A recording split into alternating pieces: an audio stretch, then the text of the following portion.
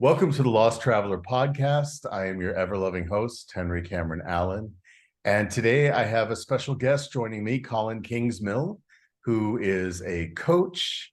He is a guide. He is an author, a budding author, and he's fearless. And I'm so grateful to meet another fearless person on the planet. Welcome, Colin. Thanks. It's good to be here. We have to the fearless tribe has to come together, I think, and yeah, Well, I dominate. want to I want to start the conversation with something that I've started doing this season, where the previous co-host in the previous episode has asked a question of my next co-host, and so Oh, very cool. Okay. this is a question that is for you specifically. Hmm. And at the end of the episode, I'm going to ask you, just don't want to, catch you off guard. I'm going to ask you Yeah. to ask a question to the next host. Um, and I Okay. think this one is a great way actually to launch this conversation about fearlessness, about, your journey and who you Sure. where you are. The question is, what passion or skill can you give to change the next generation for the better, to change the world for the Hmm. next Hmm. generation? Hmm. Uh, well, gosh. So I think for me, what I'm trying to do is kind of fourfold, right? Um, if we want to change the world, we've got to start. I think we've got to start with ourselves, right? So, if you're talking about climate change, talk about this climate, talk about this microclimate, right? So for me, the first thing is, you know, let's rediscover our common humanity, right? I think, I think we live in an era where we have become so disconnected from who we really are, right? And with that disconnection and through that disconnection, we can allow sort of atrocities around the world and around the corner and around our neighborhood happen, right? So I think that's the first thing we have to do is like come on back to humanity, recognize that we're on a tiny little rock spinning at 1,600 kilometers an hour through the galaxy, right? The second thing is, um, I think for me, it's turn it all off and forget what you've learned. And what I mean by that is, turn off the news cycle, turn off negativity, turn off toxicity, because we get so much of it bombarded towards us every day, right? Um, so for me, it's remember who you are, turn off turn off the taps of negativity, the 24-hour news cycle, consuming news at 11 p.m. before you go to bed, all of these things. And then I think the third thing is, become responsible, and remember who you are, remember why you're here. What is your purpose? What are you going to do to make a change? What are you going to do to make an impact? So I think for me, it's those sort of three pillars, if you want. Um, start, is that start with yourself, discover your humanity, um, and um, and and I think the other point maybe is to live in integrity and live and so purpose and integrity I think are super important, especially for guys, but for everybody. But because we live in a world where um, we're not obligated to, but we're conditioned to um, uh, put on a mask, right?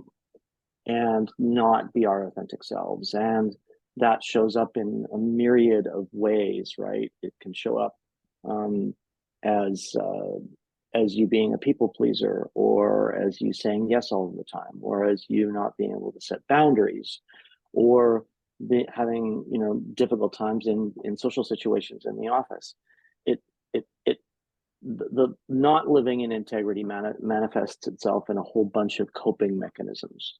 So I think, yeah, those would probably be my four my 4-point plan for to answer that The question. four-legged stool, yes. I think you're Yeah, right. And exactly. my life path has totally given me those gifts from a very early age as Mm.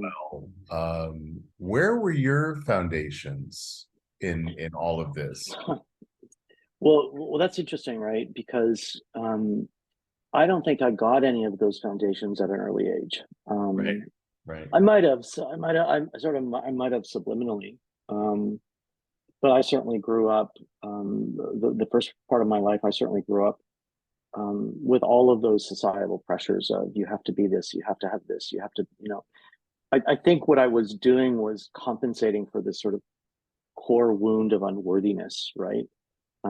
Which I shamelessly borrow from Majashanti, right? Like the teacher. It's like I didn't feel whole as a young adult, and therefore the first part of my life was all about chasing those dreams, right?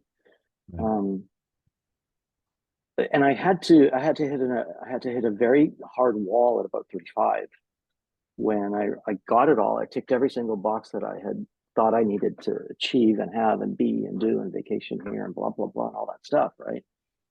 And I was just completely empty, depressed, soulless individual, right? Um, so my learning happened way later in life, after an early midlife crisis, really.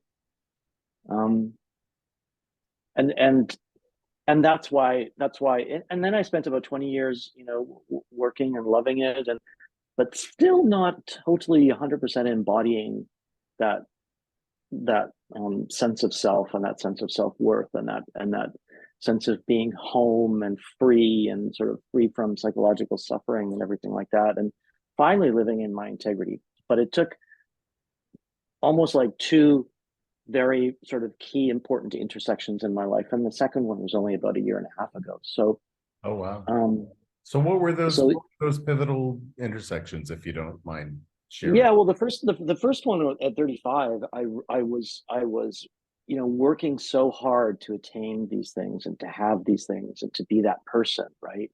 Um, you know, Christmas in St. Moritz and Easter in Saint Tropez kind of bullshit. And I, I friends around me recognized that I was exhausted, that I was stressed out, that I was going to have some kind of heart attack because I was just like flying around Europe. Drumming up business. By then, I had set up a business with some partners, so I was very much in entrepreneurial and growth mode. Um, and and I had my friend brought me to something called rebirthing, and I had a past life regression moment where it was supposed to be a breathing exercise to reduce my stress levels, and all of a sudden, I saw all of these stories with me in it, and I thought over sort of an hour, and I described them all, and she wrote them all down, and at that moment, I thought, wow, you know what? I don't have to really do all this stuff this time around. Um, the pressure valve just seemed to burst, right? Yeah. And I'm like, oh, the judgment of who I am and what I'm doing is not going to be by the, you know, being whatever I wanted to be by the time I was 65 or whatever, right? It was, I felt as though the timeline just instantly expanded, almost sort of to infinity. And I thought, oh, okay, well, I don't have to rush this, do I? And I don't have to be doing this, and I don't have to be proving. So it was like a floodgate of I don't want to call it spiritual awakening, but just sort of a moment of enlightenment, whatever it was. That's just said, oh, okay, well, um, and I changed everything. I moved back to Canada. I was living in Europe, and I gave everything away that I owned, every sort of piece of evidence of that past life. So I gave watches to my cleaning lady and piles of Italian clothing to my friends and drove my cars back to the garage. I mean, I just complete sort of Buddhist cleanse.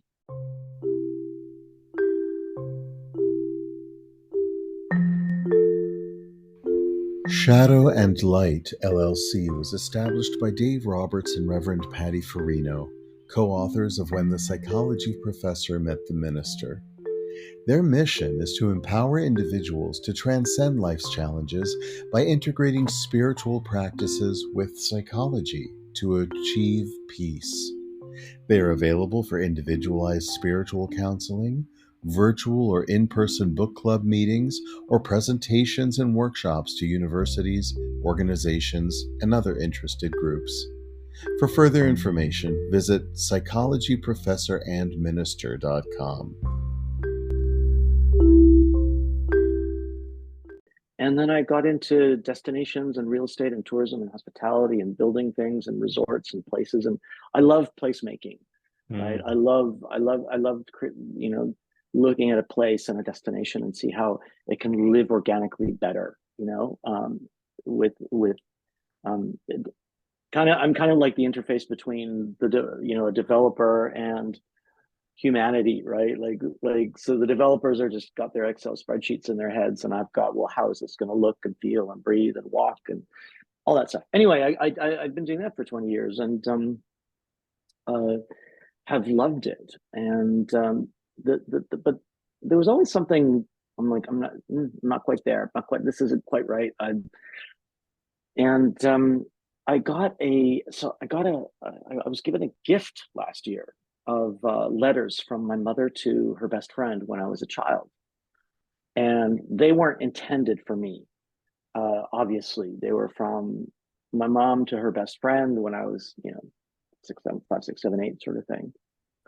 And I had a moment of remembering my early childhood development and all of the things, call them small t traumas, all of the things that made me look at life through lens of lack, right? And through lens of insufficiency.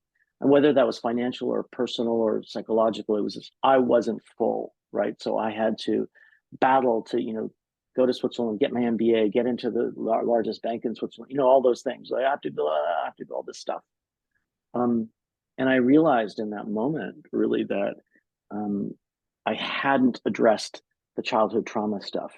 So I was still seeing life through the lenses of, lack or financial instability, or I'm not good enough, or I have to prove something, or I have to be, always the nice guy and always say yes and all that stuff. So it was like being hit by a bus, right? It's like, oh wow, holy cow! But this time around, after having sort of spent years reading every self-help book imaginable and diving into all sorts of things, this time around it was like, okay, now I recognize that, I know what that is, let's clean it out, let's have an exorcism. So I did a little bit of therapeutic work, did a little bit of coaching work, did a little bit of exercise work, meditation, sound baths, that kind of stuff. And now I'm flying like a bird, really. I feel lighter certainly than I have in years, right? But it took kind of it took big moments, right? Big moments of shift. And so what I'm doing now today with my coaching and any sort of strategic advisory that I do is I'm really trying to help people get to this place of, freedom, psychological freedom or bliss or fearlessness. It's all kind of connected, right? Right. To get there faster than I did. So that's why I'm doing podcasts like yours, right? It's like, let's spread the message of, it doesn't have to be like this. It doesn't have to take you a lifetime. You don't have to have sort of 2 midlife crises to get to this point. Yeah, that's it. Sorry, did I answer your question? Yes, no, that's great. And it really, goes back into why I started this podcast, because I've been for years working with universal life skills and trying to get that conversation and that lens to be recognized. Everybody who is either a parent or in the parenting generation is, but especially parents of children. Do you have kids, by the way? No, I don't. Yeah. No, I don't. I mean, but you are of the parenting generation. Anyone who's over 13 pretty much has younger eyes upon them for how to be in the world. And, for and sure. yet parents are solely responsible for imparting essential life skills to their children, while most parents I know, myself included, are deficient in very key places and should not, Yeah. absolutely should not be teaching these deficiencies, passing these deficiencies on to children. Right. And most educational systems today do not have essential universal life skills as a conversation or as a Oh, I study. know. Universities do not have universal life skills as a conversation, as a study. And just to be clear about what I mean by that, Yeah. um, there are 8 billion people on the planet today, plus. Hmm. Yep.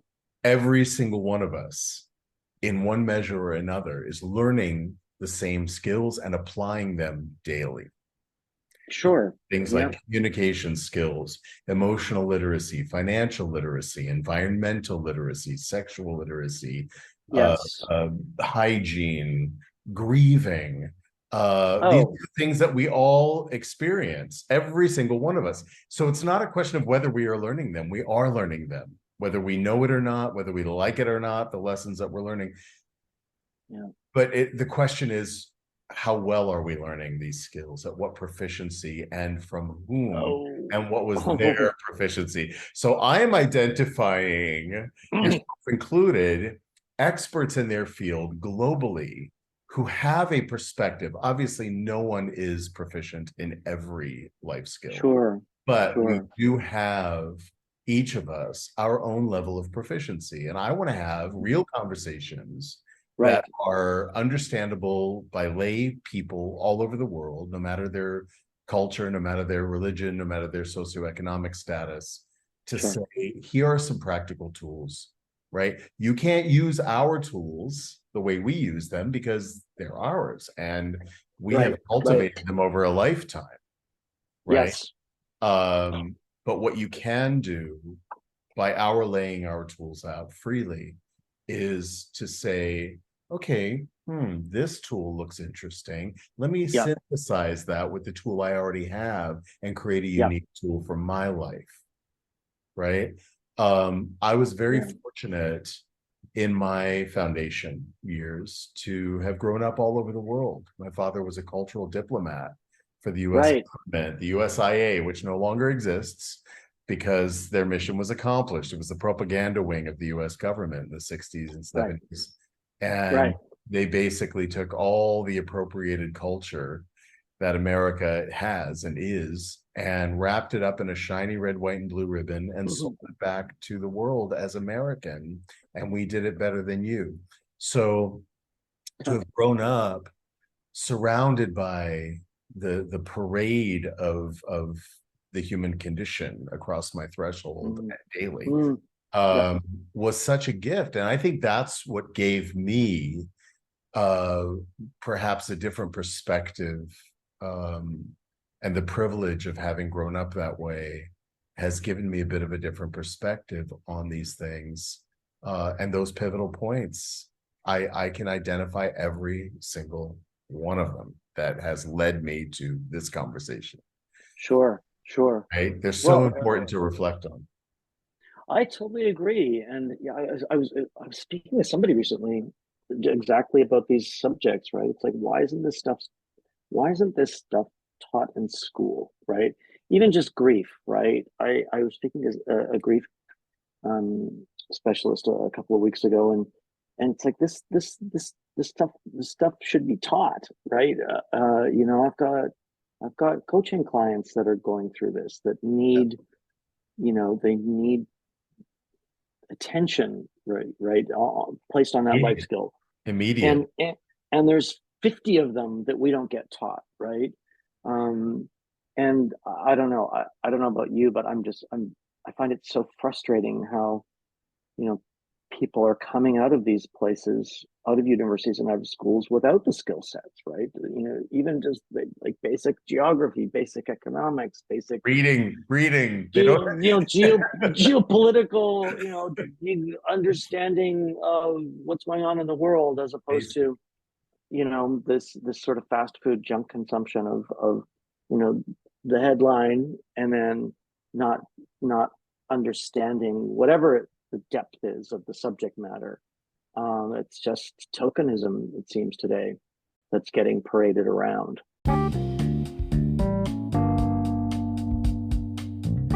Are you tired of feeling run down? Do you wish there was a natural, non-invasive, drug-free way to improve your overall health and well-being? If so, then let me introduce you to the Super Patch Company. Super Patches are a range of small neurotech patches that can help with a variety of issues, including sleep, immunity, pain mitigation, athletic performance, focus, anxiety, and stress. They're safe for everyone to use, and they're backed by a 30-day money-back guarantee. So what are you waiting for? Order your Super Patches today. Now available in the EU, UK, Turkey, Canada, and the US. If you're ready to take control of your health, you can find out more online at dianedinkmeyer.superpatch.com. Super Patches. There's a patch for that. Well, there is no depth to it. That's the whole thing. When you're reliant upon YouTube and TikTok and all the other, I mean, Yeah. there is no living energy. It is a synthesized, dead interaction. It's just spoon feeding sugar. And exactly. and what Totally, that totally. does is when you have a bowl of sugar and you torch it, you have instant creme brulee. I mean, it burns fast, and we want to consume more. And it's like sugar, which is 8 times more addictive than cocaine. And I think really the bane of our human mental health. Oh, I agree. Absolutely. My gosh, we could go down that path all day long. Yeah, well, let's do it. I mean, that's what these conversations are about, is to say and reflect back, getting back to grief for a second. Fear and fearlessness. I think you'll appreciate this story. 15 years ago, my son transitioned from brain cancer when he was 13 years. He was diagnosed at 11, lived with it 2 years. I was a single father. He was my only child. So talk about an existential crisis and pivotal point in my development. Kidding. But what's interesting is several years after that, my father sent me a packet. He saved every homework assignment, test, exam, and I don't know why, but he kept them in the bowels of his files for years. And this was after Cameron passed, and I received this in the mail. And within all those papers, I found this one assignment from when I was in 2nd grade. You talked about having those trigger memories of your foundation years. Well, this was a big one for me because, and I remembered it after seeing it again, like your letters, I remembered it so clearly. My 2nd grade teacher, this was at the international school in Vienna. Her name was Mrs. Fend, which I love because it's like fend for yourself, Yeah, no kidding. And she gave us this assignment to go home and write a paragraph on your greatest fear. And I remember sitting at my desk in front of an empty sheet of paper, thinking to myself, why would a teacher, or any grown-up for that matter, ask a child to meditate on their fear? Now, I wasn't a fearful kid. I wasn't afraid of monsters under the bed or afraid of the dark, or afraid of snakes or bugs or abduction or anything like that. I was pretty fearless as a kid, but I had to fulfill the assignment that was given to me. Interesting. Okay. And so the only thing I could think of at 8 years old was outliving my children. Call it a premonition, call it a universal cosmic awakening. I don't know, but that was the only fear that I could identify foundationally through my Wow, wow, entire wow. childhood, through my entire adolescence. And then when I became a father, it was like, whoa, and being a single father, it really was potent Oh, until wow. I got to the other side of it. And if there's a gift in that experience, I hesitate to call it loss. I'm trying to change the language around it because I know Hmm. exactly where he is. I didn't lose him. Right, Um, right, right. right. But he has passed, he's transitioned. We know Hmm. that it's all frequency, it's all energy that just transmutes, it changes form. So it's Yeah, up to me to yeah. figure out and discover what form he's in now. And I feel it. I feel him. Right. So I'm sure you uh do. but what that transition, his transition and my own, gave me was the gift of walking this earth at this time Mhm.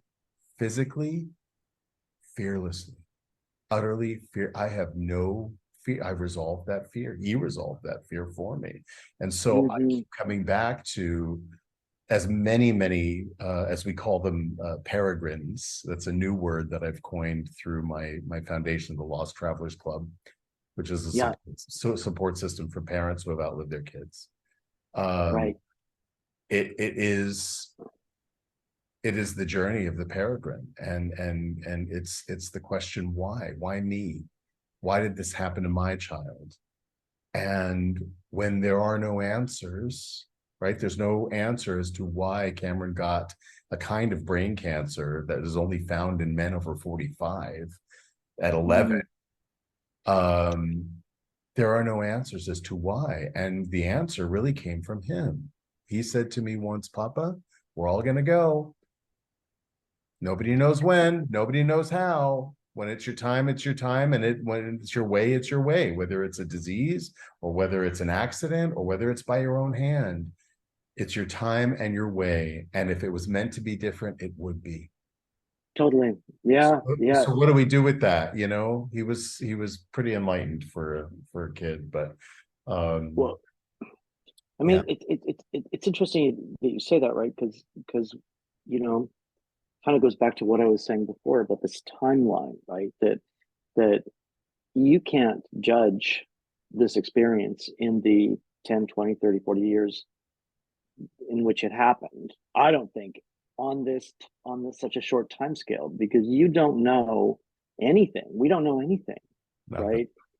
He could have already come back as a nuclear scientist, or as a no, well, maybe not Nobel Peace Prize, but like as a change maker, right?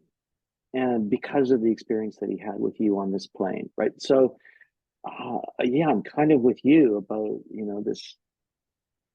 If you if you if you stop worrying about this little picture frame that we're in, right, and think of it, pull yourself back. There's those amazing photos. I don't know if you saw them recently.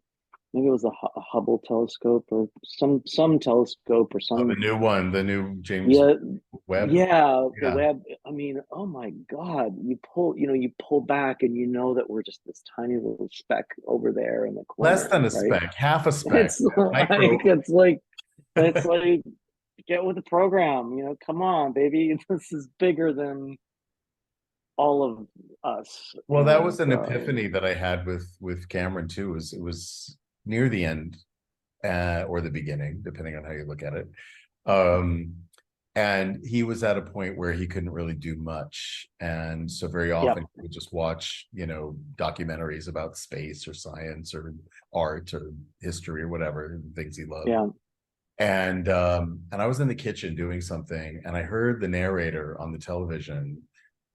It was about the solar system and the universe and all that. And yeah. the narrator said, you can fit 14 planet Earths into the North Pole of Saturn. I was like, what? And I looked around the corner, and there was a graphic of Saturn, and there was another graphic of boop, boop, boop, 14 little planet Earths crowning Saturn. And then I thought, it's that big? I never thought it's that big. Look at every version of Saturn we've ever seen, whether it's in a book or if it's on the screen or on our mobile.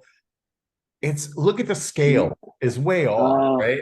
It's oh, always really? much Okay. smaller than we are. And so I never conceived that compared to Right. Earth, it was that much bigger. And then they put Saturn next to Jupiter, and Saturn was dwarfed, and you could barely see the Earth. Then they put Jupiter Really? next to the Sun, and Jupiter was dwarfed, and you couldn't even see Saturn or the Earth. And then they put the Sun next to the next biggest star, then the next biggest star, all the way up to Betelgeuse, which apparently is about to explode. And do you know how many years it takes to do one orbit around that star, Betelgeuse, in the Orion constellation? No. 1,500 years to do Oh my one God. orbit.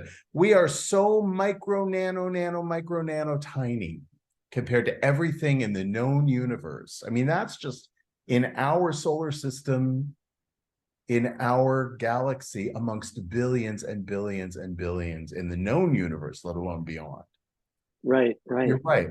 That's to your point, that we are so tiny, that we Yeah. are so minuscule. But what that means in the big picture is that the biggest vision and the biggest dream you could ever dream for your life, for your community, for your country, for your world, is still micro, nano tiny, and everything is possible. That's what that moment gave me as an epiphany. Sponsorship and listener support of the Lost Traveler podcast benefits the Lost Travelers Club, a volunteer-operated charitable foundation under United Charitable, a 501c3 public charity. Peregrine is the proper noun we now use to describe a parent who endures the loss of their beloved child, forever carrying their memory and embarking on a lifelong journey of grief, resilience, and hope. The Lost Travelers Club provides programs, resources, and empowerment opportunities for peregrines globally who are navigating their grief journey. Parents of child loss, getting there together. You can support this important work by becoming a sponsor of this podcast or visiting www.losttravelers.club for more information or to make a donation. Thanks for listening and for your continued support. Yeah, I totally agree. I mean, I think I think understanding that positions you with some modesty, right, and some I think some humanity, right, some perspective, yeah, right. right. Get a bit of perspective, but then I think you're right. You know, also think of the possibilities, right? I think that's what are the possibilities on that little speck? Goes back to my answer to your question. It's like, what's your purpose? What are you doing here? What are you gonna just let it ride, which is fine too, I guess, just let it flow by. Or are you gonna have fun with it, and play your superpower, play with the universe, play with that vibration, play with that energy, see what happens when you get into that zone, right? And as opposed to the other side, which is coping and depression and alcoholism and all those things that dampen you down energetically. So yeah, don't sit around and be a couch potato, I guess. Is that But listen, I learned early. I learned in fourth grade that we are as perfect as we can be in the moment that we're in. That's amazing. That was you learned that. Well, and it all came out of a moment, and I learned how to recognize moments, the potency of moments. And I think you're right that play also contributes to the concept of fearlessness, to tap into your inner child, maybe who didn't get to play as freely as it needed to, that inner child that is still scared and confused and angry and neglected or whatever, and to tap into that childlike sense of wonder and play and curiosity that lives still within us. My What? teacher, this towering 6 foot tall Scottish woman, Mrs. Ardeline, she she had us draw a picture of our house and our family. I remember it like it was yesterday.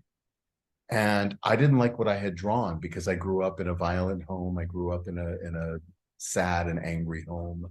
Okay. And it had glimmer moments as well as the trigger Mm, moments, but right. for the most part, it was not a happy existence. And so I Okay. didn't like what I had drawn. It wasn't about the aesthetic of it. It was about the energy of it and the Mm-hmm. spirit of it, right? And so I Yes. Yep. crumpled it up and I threw it across the room, little storm cloud over my head, and sat there with my cross. And Mrs. Arling came up and put her hand on my shoulder, and she said, "Oh, Henry, nobody's perfect." She thought that I was upset with the aesthetic. She didn't Mm, assume that it was a deeper trigger. right. Right. Right. And I looked up at her and I said, "Mrs. Ardeline, how can I be any different than I am right now? Doesn't that mean I'm as perfect as I can be?" And I still hold to that, Colin. I still believe that we are as perfect as we can be in this moment, because everything preceding this moment and everything after this moment only lives in our imagination. Mm-hmm. Your feelings are Yeah. not facts. Exactly. But we're not taught that. Again, another thing, another life skill that we're not taught is all of these stories and all these narratives in your head are that's all they are, right? And I think, one of the things that I do even with my work is like, let's deconstruct those, like let's break all that down, because that's all it is, are stories and ideas and thoughts and dreams, and and let's build you another set of stories if you want to make a change. So many people don't recognize that, though, because we're not taught it, right? We're not taught to, mindfulness or meditation or aware self-awareness. It's just, no, we're taught a whole series of other things that I think are not How do we, good. aside from doing the work that you're doing, and aside from me doing the work that I'm doing already and being an example of those things, Yeah. that's all we can be. You can lead a horse to water, right? Yep. How do you see in our time using the tools of our time, right? We bitch and complain about technology, and yet it is a very useful tool for paradigm shifting. Oh And yeah.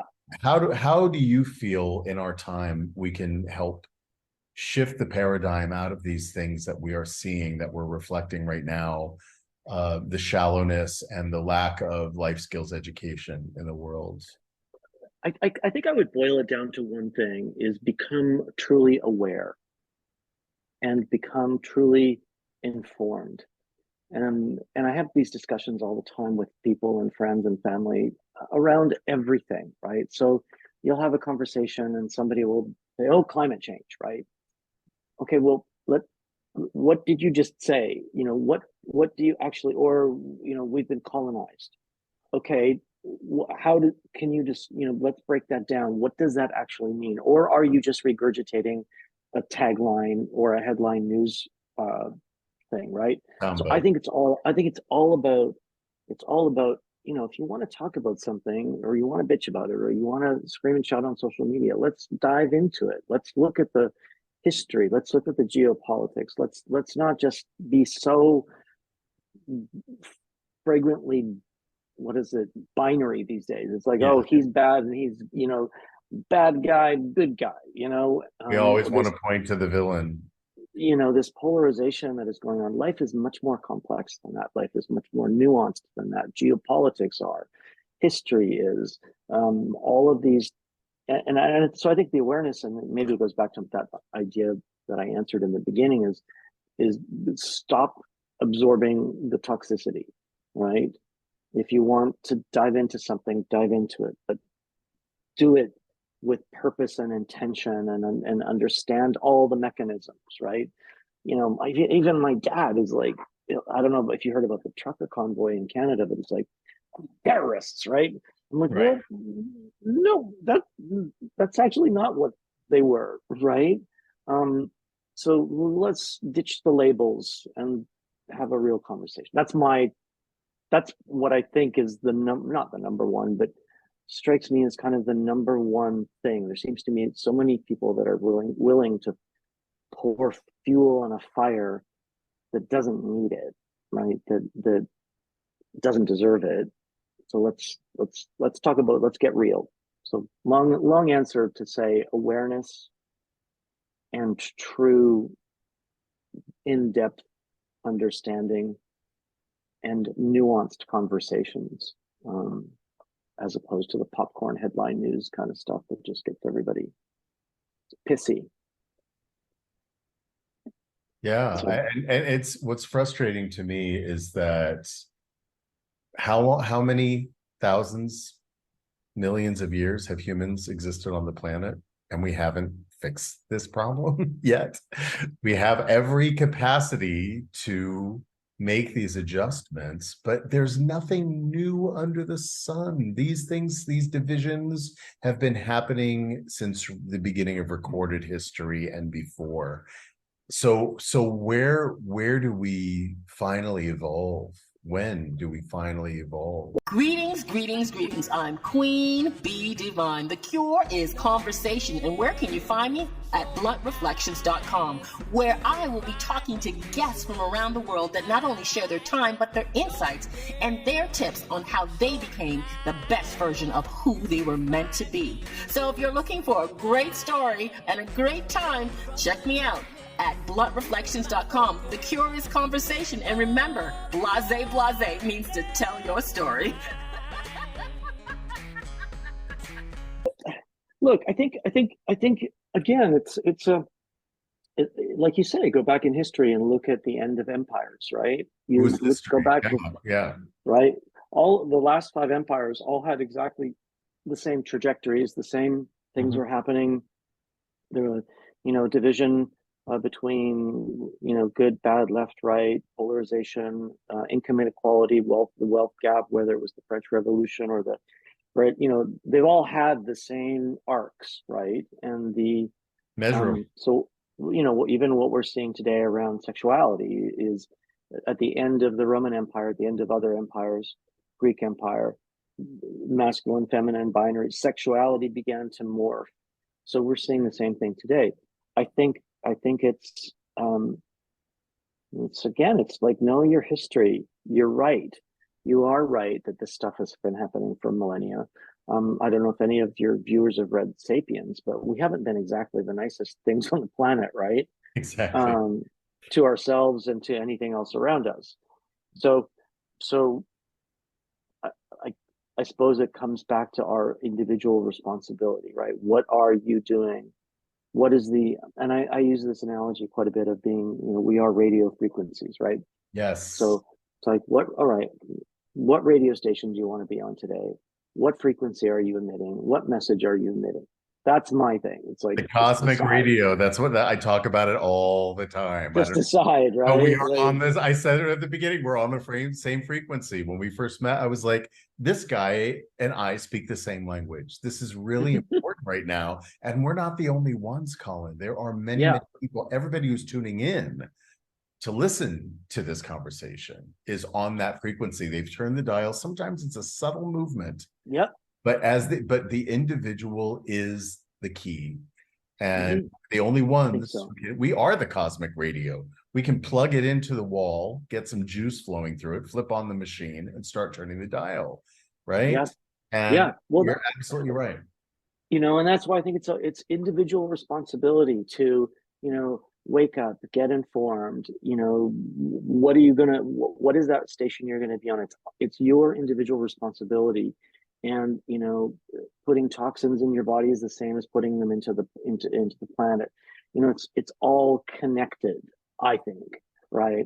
So wake up, be aware, decide what radio frequency you're on, because it's incredible, right? When you decide to be on a certain vibrational level, and however you do it, whether it's sound baths or whatever, meditation, the day is totally different than, I often say, look up, don't look down, right? And it has a bit of a duality to it, because like by not looking down, I'm also saying get off your phone, right? Right. But look up with hope and with aspiration and with possibilities into the lightness, as opposed to looking down into the darkness, right? Um, but I think that's the trick for humanity today is that individual responsibility. Start with yourself. I think it's kind of, even you see so much activism around these days. It's like just start with yourself and your neighbors, and I don't think technology is going to change most things anyway, right? So It already is. throwing soup on Van Goghs or screwing yourself to the sidewalk.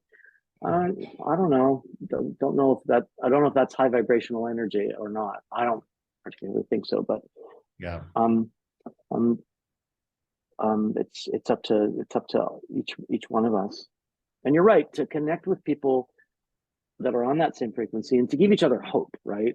I think that's the biggest thing too these days. Is often I find myself going, oh wow, and maybe it's because of the algorithms of whatever I read or look at, but it's like some days are you're kind of like, this is bleak, man. It's I a need my hard time, I but need my tribe.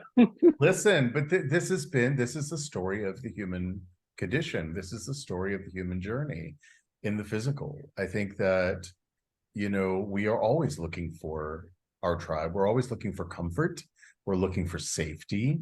We're looking for Yeah, ease, because how long has humanity been in survival mode? There is an inherent, I mean, epigenetics is showing us that sure. even within our DNA, we carry ancestral memory. That's kind of how I Oh interpret yeah. reincarnation, is that Hmm. it's not necessarily the ego, the us, the individual Yeah. consciousness, but that we are part of a collective consciousness. We are the universe experiencing Hmm. itself in the physical. The power of the individual is that it takes the individual human consciousness to imagine all of it, the known and the unknown.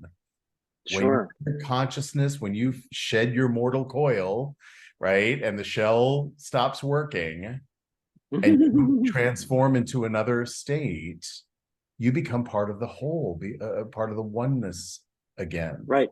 made of all the same things as everything else in the universe. We are the universe. And for me, what I have come to, and maybe it's too simplistic, I don't want to judge it, but to me, there are only two frequencies that the human consciousness is comprised of: Mm. love and truth. Everything else is an imposition. And so when I look at the news, when I look at gossip in a community, when I look at all the you shoulds tapes that people are playing in their head, or that are being taught in school, or the brainwashing of education and religion. Oof. I know. It's like you start hyperventilating, because it's like it's all right there. It's all right in front of you. But if you move it all aside and simply focus on the frequency of love and truth, that is what Mm. we are. That is what the universe is, known and unknown. That is what science is. That is what spirituality is. That's all it is love and truth. So start there, is what I say. I think that is, and again, I can't go and proselytize this. Sure. This Sure. is Sure. my Sure. own journey, my own experience, my own unique Right. perspective. But what Yep. I can do is be authentically that, be a reflection. There's a reason that Right. human eyes are set in a way where we can't see our own faces without a mirror. Are meant to be each other's mirror. We are meant, the eyes are Right. windows of the soul. And so Right. Right. we Right. see ourselves reflected in the eyes of another. That's why I love these conversations. Mm. Yep. Is that we get to share the common and find, as you said earlier, the common ground, because it Mm. exists. It doesn't matter what your politics, it doesn't matter what your spirituality or faith. doesn't matter your socioeconomic status, there is a common ground amongst all of humanity, and it's universal life skills, love, and truth. Yeah, no, that's a really good way of putting it. I don't think I have anything to add to that. I agree. Well, I totally agree. that's great. Um, Thank you. I agree with everything you've said too. I mean, this is one of those great conversations where the frequency matches and everybody gets to hear it and see that it's possible. Here are two people, two beings in the physical on opposite sides of the world. I'm in Spain. I was going to ask, I kind of thought you might be in Spain. I was like, Yeah. Yeah. No, I've been living in Europe for I'm in the southwest near the border of Portugal, about 3 hours south of Madrid, Okay. southwest of Madrid, about 2.5 hours north of Seville, 3 hours east of Lisbon. Tiny little remote village in the middle of nowhere. I know, it's heaven. It's heaven. I'm in the heart of nature. And this is, I didn't plan to be here. I just sort of flowed here with the course of my life. And flow is another important key life skill that we're not taught. And I think a whole other conversation. And I want to have you back as a guest because I think there are a lot to things. There's a few rabbit holes that we could easily go down. Yeah. And we could even start with this truth, love, and flow. I think that's spot on. Unfortunately, we are many people are in a I think they feel like they're in a battle zone with all of those other factors in front of them. I call them lenses through which we see life, right? So I see the same thing. So it's like if you've got all these opaque lenses in front of you, the love and the truth can't be seen and the flow can't happen. But I completely agree with you. I've lived it on my skin of that flow and how that works, and how a vision board, as crazy as it sounds, comes true. Yeah, right. I am my own vision board. I see that. Tattoos, and my tattoo story on my skin literally tells my story of flow. And there are many. I've got mine over there. Vision boards are great tools. They're great tools, right? Because I think for me anyway, it's like that thing that I said before. It's like you have to put up this wall of protection.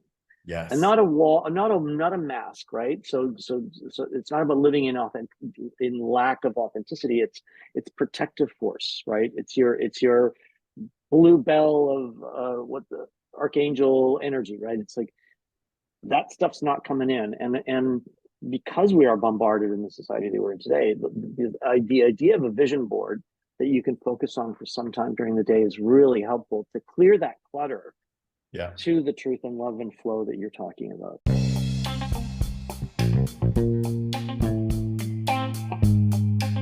A guy wire is a tensioned cable that is designed to enhance the stability of a freestanding structure. Think of me as your guy wire. In terms of life skills mentoring, you're perfectly capable of standing stably on your own 2 feet. But I'm a cable that can enhance your stability. I'm available for individual or couples counseling, life skills mentorship, child loss grief support, LGBTQ+ support. I can also officiate weddings, end-of-life ceremonies, baby namings, invocations, or whatever guidance you may need. I serve all genders, all ages. Sessions are affordable, discreet, private, and conducted online. Find me at guy-wire.org. Book your appointment today.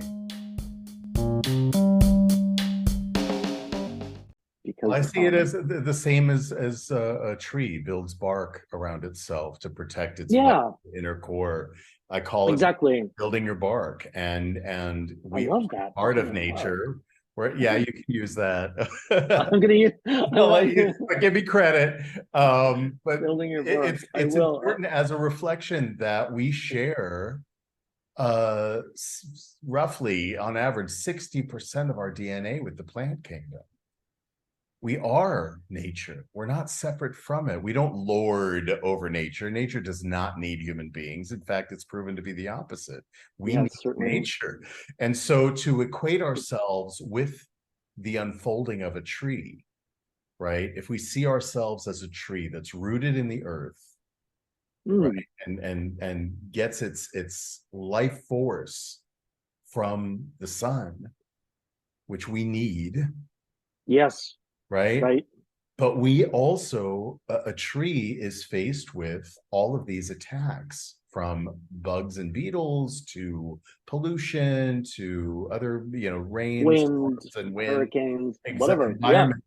Yeah. It builds a bark around itself to protect its vital essence, its core, where all the juice is flowing. We are no different. We are no different. And what a vision board does, unlike things like The Secret, which a lot of people know about, the book The Secret. Which I watched the video version of it, and I was stricken by this whole idea of the law of attraction. And I didn't like it because it was all about the material. You were talking about in your journey. You've been through that, right? Yeah, and I think that what gets forgotten in the law of attraction conversation is before you begin to throw Porsches and Lamborghinis up on the wall, you need to do the work of understanding the essence of who you are and what is your purpose, and what because otherwise the vision board will inevitably be, like you said, sort of a bunch of trinkets. And that's what a lot of people use it for. They get the house and the car and the bank account. Yeah, and so I love the law of attraction. It works very well, but often under sort of that 2 centimeters of positivity is a vat of negativity that hasn't been dealt with. Right. And materialism. Exactly. So if you have materialism and childhood stuff and trauma, big T, small t, all this stuff, and you say, "Oh, I'm going to do a vision board," and plunk it up there, you've got to do the work on the fuel tank first before you do the surface level thing. So I agree with you about the law of attraction. I think it works brilliantly. Just like, make sure you're focusing that light where you want it to go, right? And on the deeper layers, because self with a capital S, self, that self-awareness, self-understanding, even over the oracle at Delphi, right? What did it say over the cave? Know thyself. That is such an ancient, simple starting point for everybody who's on this human physical journey. The thing that did stick out to me about The Secret, that I really resonated with, was the idea of the allegory of the genie of the lamp. You remember this? I don't remember that. Okay, so Aladdin rubs the lamp and out pops the genie, right? And the genie folds its arms and says, what? I can't remember.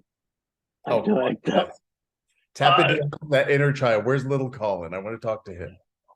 Oh boy, I have no idea. We didn't have televisions and stuff like that when I was a kid. So, but and I don't even remember. Tell me. You got to tell me. Sorry. Most people say that the genie says, "I will grant you 3 wishes." Oh, right. Yeah. Okay. Does that bring you back? Yeah. But that is wrong. That is absolutely wrong. When you go back to the original text in 1001 Arabian Nights, which I think everybody should read, the genie comes out of the lamp and says, "Your wish is my command." And if the genie represents our higher self, our connection to everything possible in the universe, guess what? There are no limitations. Your wish is my command. There are no 3 wishes. That's what we've been taught in a way to limit what is possible. And I think that if we open back up to the connection we have to the oneness, to the everything, to the power that we imbue into what we call God or the creator, right? Yep. The power of Yep. creation, the power of destruction. Yep. If we recognize that every world religion says in one degree or another that we humans are created in God's image, right? We're a reflection of the divine. Well, we're imbued with all the same qualities that we put onto that divine being. So doesn't that mean that what? I mean that we're the same, right? So and that comes back to the individual responsibility to know thyself and to reflect love and truth. Yes, you're I think you're totally right. That's why I think that if you think about vision boards or law of attraction, and that of negativity that can sit just below the surface, that's the part that you need to cleanse and clean out and exercise to get to the truth and love and flow, right? That's right.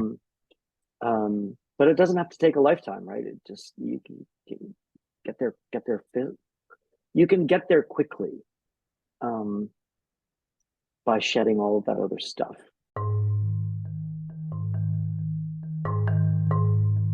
Hey, are you like me, always looking for ways to make a positive impact in the world? Well, then join me in sponsoring Desire Childcare Organization. We are a legally incorporated, fully volunteer-based organization in Uganda, committed to providing essential needs, holistic arts-based education, and a safe family environment to 33 vulnerable children, ages 2 to 14. Your monthly sponsorship can help improve the lives of these kids toward a better future. Desire Childcare is different from any other charity I know because, well, we have zero administrative overhead. Every penny goes to the kids. And we have a plan toward self-sufficiency through agriculture, so support is temporary. It's kind of like a leg up. Visit desirechildcare.org to learn more and get involved. Let's empower and inspire the Desire kids together. Thanks.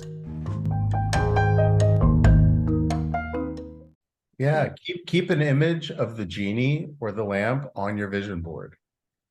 I like that. I'm going to do that. Put it up at the top because that's the highest self. That's the highest achievement, is that everything is possible. Okay, so listen, this has been a very validating. You're right. That's what I think. If you clean the fuel tank, right, you really go to limitless possibilities. Yeah, it's like freedom, right? It's magic. It is utter magic, not Harry Potter magic, but real human nature, universal magic that we all possess. But we need to get back to that. So, listen, I can't believe it's already been an hour. This has been, I know, so gratifying and validating, and I feel like I've known you forever, which we probably have. So let's wrap this up. Yep. With your question for the next co-host. Oh, I forgot that I had homework, didn't I? I suppose my question would be, and what are you doing to make the most impact in this world? Well, that's the question I asked you. You got to come up with a different one.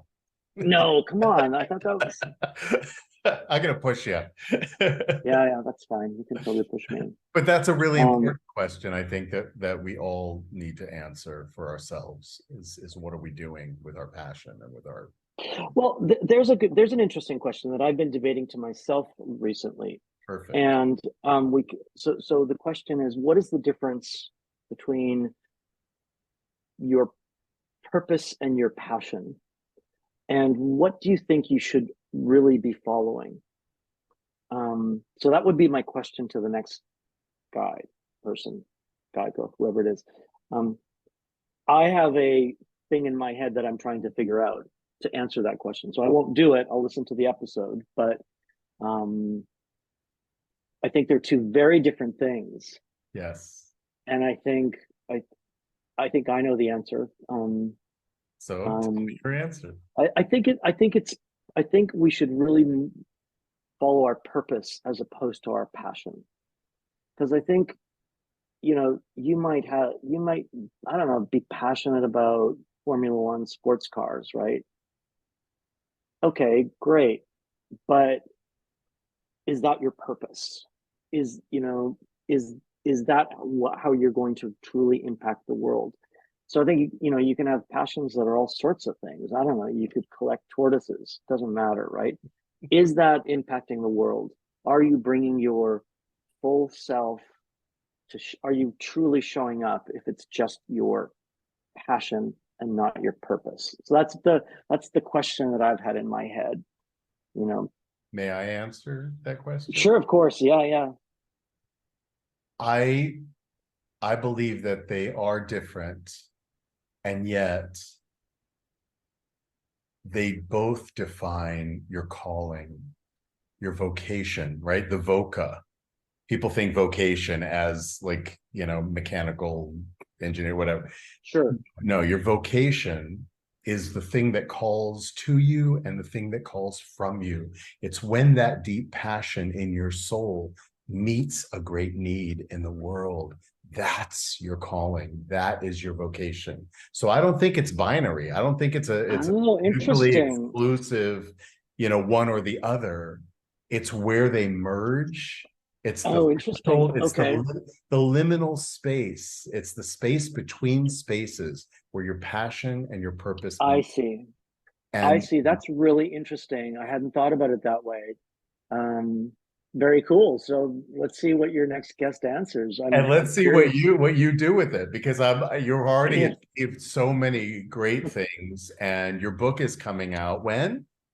Oh, it'll be next year. Okay. It'll be next year because I started to really do podcasting also to really tease out the concepts and the ideas and get and dive deeper myself. So that's why I'm doing that. And but it'll come out next year. Yeah. Well, I love purpose. I will look forward to getting it, and I will put a link to your website in the description of the podcast so people can find you. And I do hope we will stay in touch, because absolutely, a brother. absolutely. This was great fun. Great. Well, thank you. Thank you so much. All the best. You too.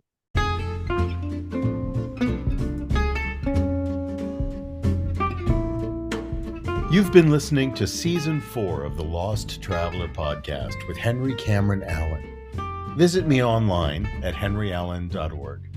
Thank you to my guests, and thank you for tuning in. Let's keep striving for a better world together.